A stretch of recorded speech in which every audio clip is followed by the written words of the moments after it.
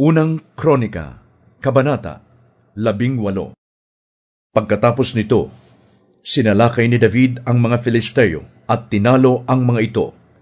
Sinakop niya ang Gat at ang mga nayon nito.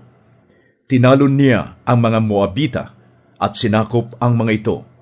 Mula nooy ipinag-utos niyang magbayad ng buwis ang mga ito. Tinalo rin niya si Haring Hadadezer ng Zoba sa labanan sa Hamat nang gusto nitong sakupin ang lupain sa may ilog Euphrates. Nakasamsam si David ng 1,000 karwahe, nakabihag ng 7,000 mangangabayo at 20,000 kawal.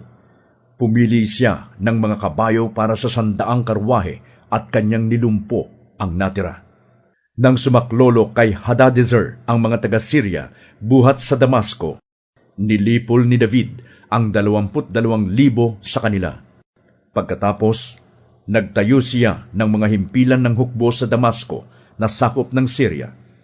Pinagbuwis niya ang mga mamamayan nito. Kahit saan, si David ay nagtatagumpay sa mga labanan sa tulong ni Yahweh.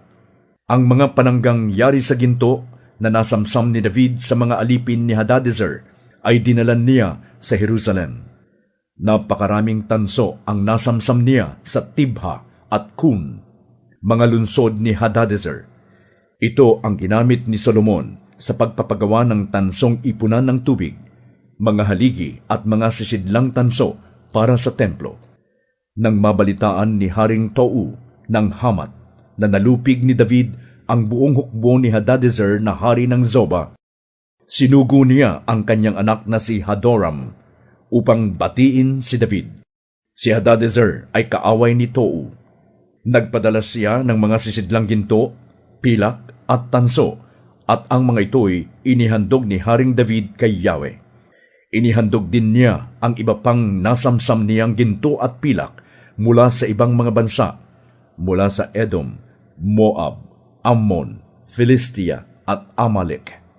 Si Abisai na anak ni Zeruias ay nakapatay ng 18,000 Edomita sa libis ng asin. Nagtayo siya ng mga himpilan ng hukbo sa Edom sapagkat ang mga Edomita ay nasakop rin ni David.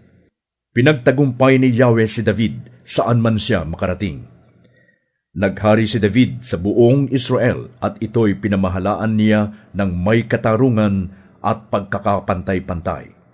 Si Joab na anak ni Zeruias ang siyang pinuno ng hukbo, at si Jehoshaphat na anak ni Ahilud ang tagapagtala.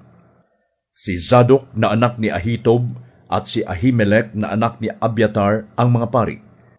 Si Seraiah naman ang kalihim. Ang tagapangasiwa sa mga bantay sa hari ay si Benaias na anak ni Joyada. Ang mga anak naman ni David ay nasa matataas na katungkulan.